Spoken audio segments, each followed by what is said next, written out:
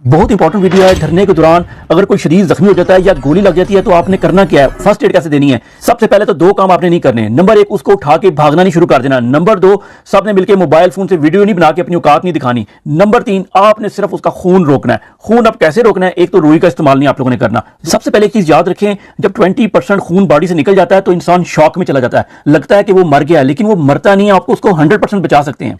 Number two, उसका सांस check करें मुंह से कि सांस ले रहा या नहीं ले रहा, और अगर सांस नहीं ले रहा तो नाक बंद करके मुंह ऊपर करके, ये तस्वीर देख सकते हैं, उसको मुंह से सांस दें बार बार, बेशक 2 घंटे तक देना पड़े, आपको देना पड़ेगा। नंबर तीन, उसकी टांगे जो हैं थोड़ी सी जमीन से ऊपर कर देनी है, 6-8 इंच या 1 फुट मैक्सिमम, ताकि दिल और दिमाग को खून पहुंचता रहे। नंबर चार, अब खून रोकना है। खून रोकने के लिए अगर तो बुलेट की वुंड है तो बेशक आपको कुछ नहीं मिला तो अंगूठा उसके अंदर घुसा दें और खून रोकने के ऊपर से हाथ रख के खून रोकने की कोशिश करें।